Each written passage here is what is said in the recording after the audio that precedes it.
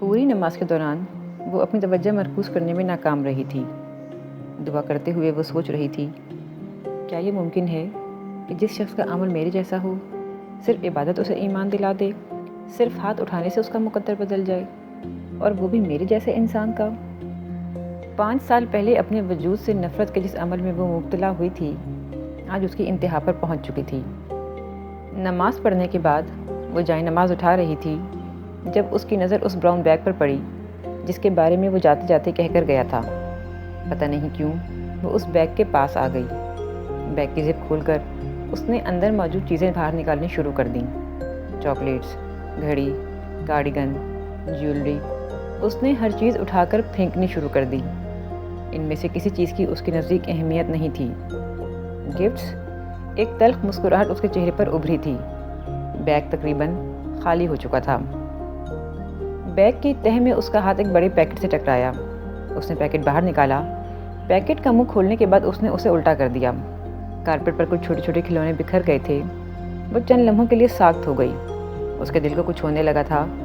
एक बार फिर उसने अपने हाथ में लर्जिश देखी। खिलौने उठाकर वो देखने लगी थी। अब इन खिलौनों की किसी को ज़रूरत नहीं थी। उसके साथ साथ उसके बच्चे को भी मर जाना था। हाथों में लिए हुए इन खिलौनों का लम्स उसे किसी अजीब एहसास से दो चार कर रहा था। ईमान घर में आने वाले इस नए फ़र्द के बारे में बहुत पुरजोश था। वो अक्सर अपने बच्चे के बारे में उससे बातें किया करता था। मुझे अपने काम के औकात में कुछ तब्दीली करनी पड़ेगी, घर को कुछ ज़्यादा वक्त देना पड़ेगा, वो उससे बातें करते करते अचानक कहता। वो फ़ोन पर अपनी मम्मी से भी अपने बच्चे के बारे में बातें किया करता था और फिर उसे अपनी मम्मी की हिदायत पहुंचाता रहता। मैं बहुत सालों से एक जैसी ज़िंदगी गुजार रहा था।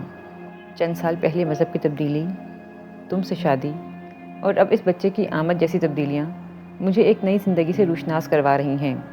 मेरी ज़िंदगी एकदम बदल गई है। फैमिली के बगैर रहने और फिर अपनी फैमिली के साथ रहने में बहुत फ़र्क होता है।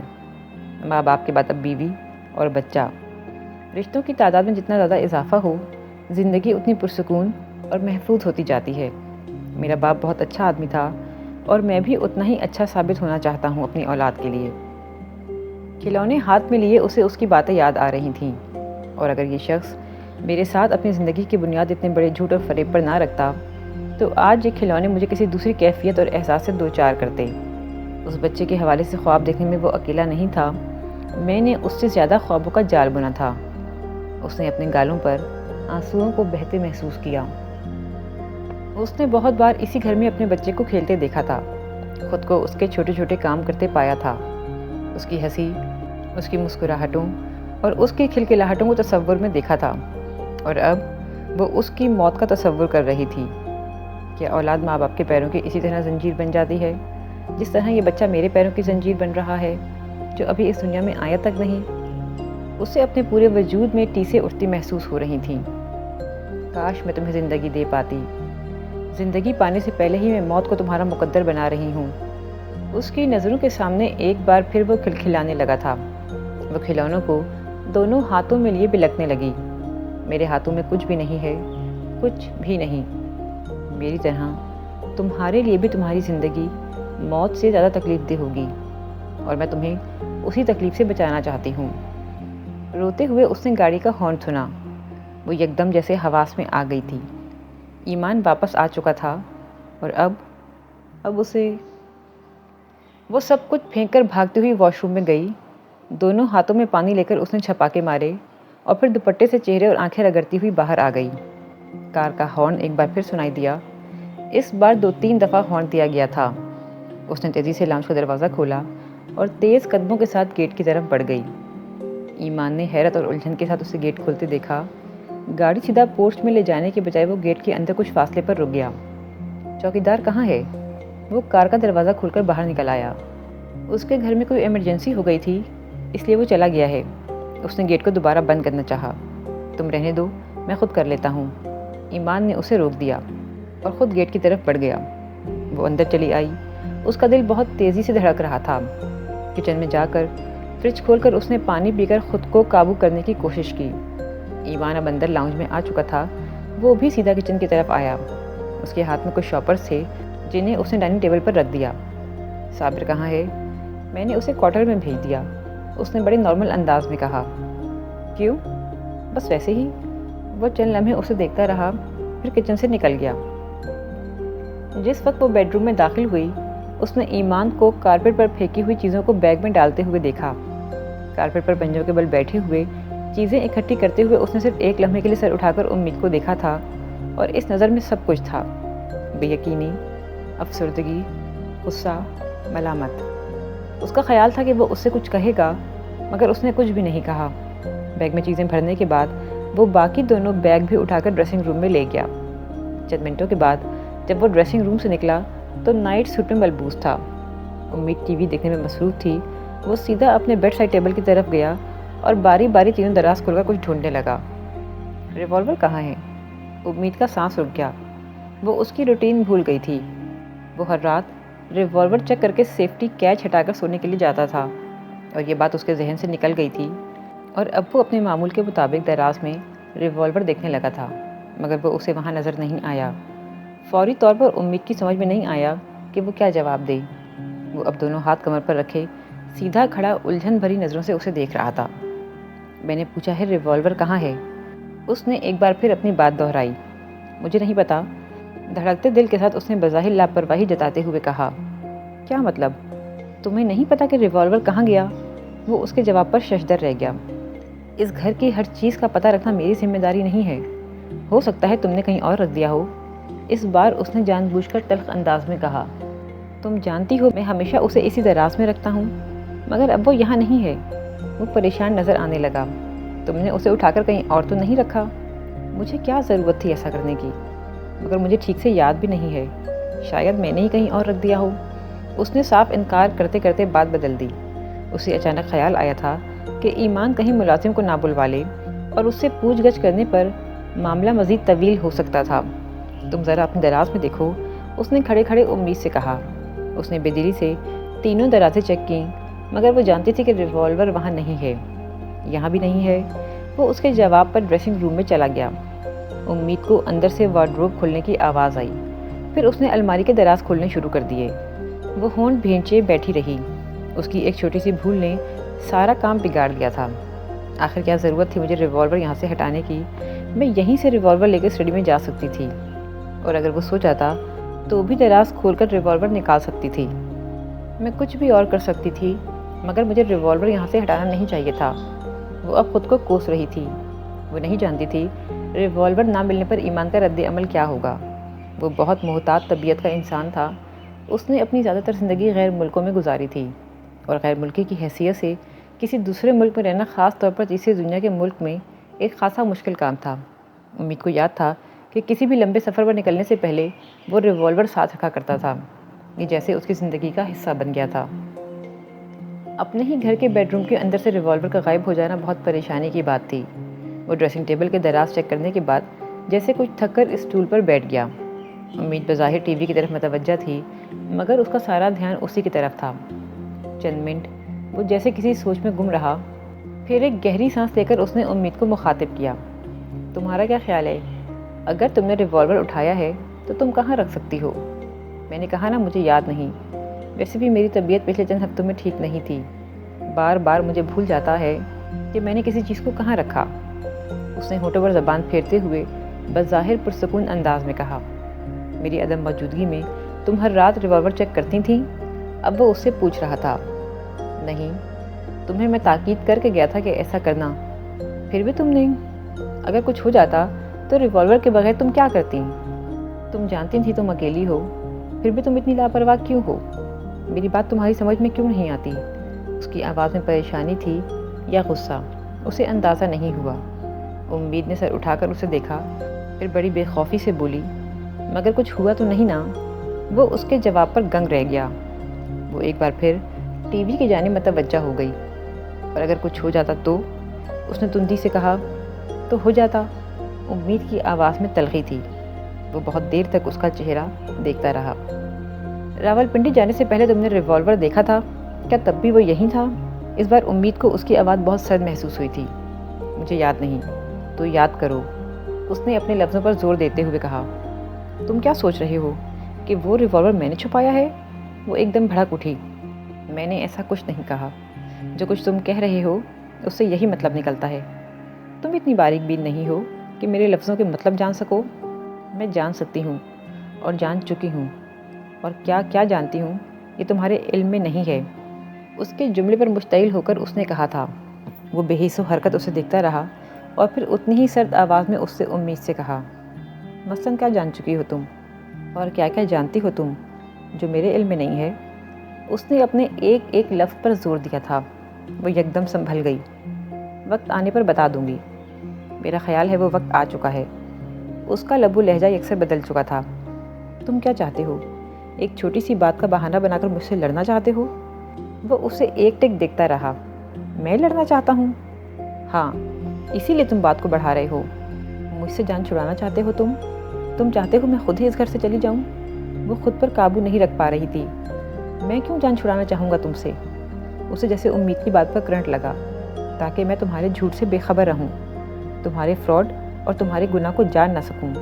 اس کا غصہ بڑھتا جا رہا تھا۔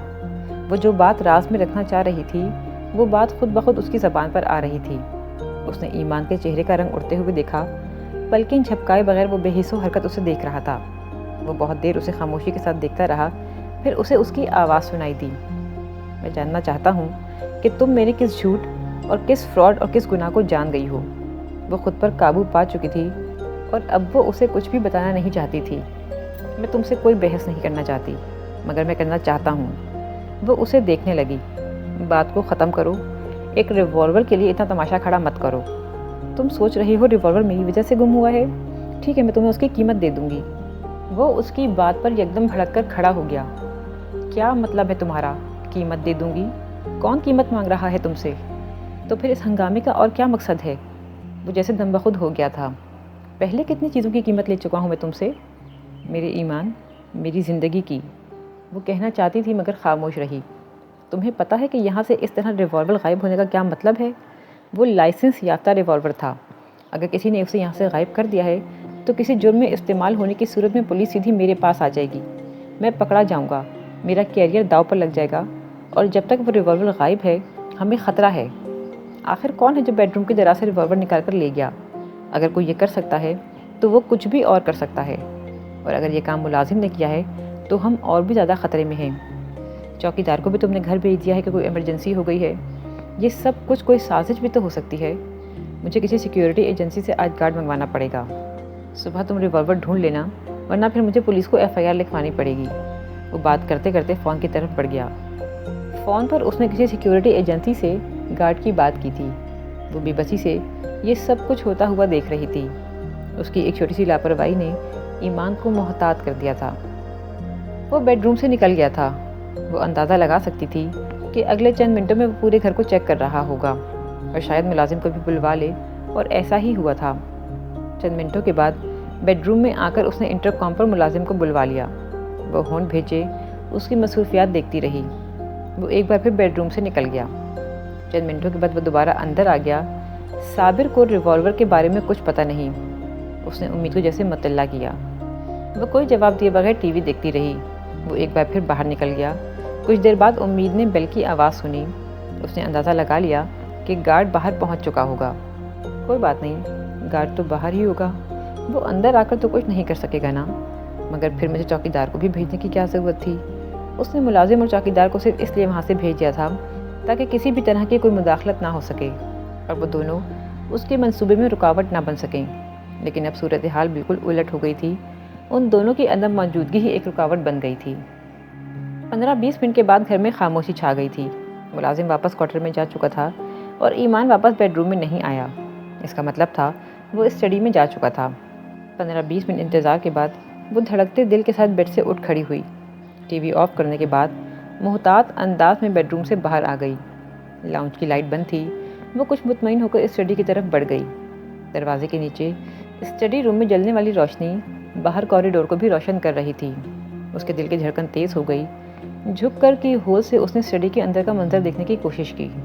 اسٹڈی ٹیبل کا ایک کونا نظر آ رہا تھا، مگر کمپیوٹر اور سامنے پڑی ہوئی کرسی نظر نہیں آ رہی تھی۔ اس نے اسٹڈی روم میں کوئی آواز سننے کی کوشش کی مگر ناکام رہی۔ اسٹڈی روم میں مکمل خاموشی تھی۔ وہ سیدھی ہو گئی۔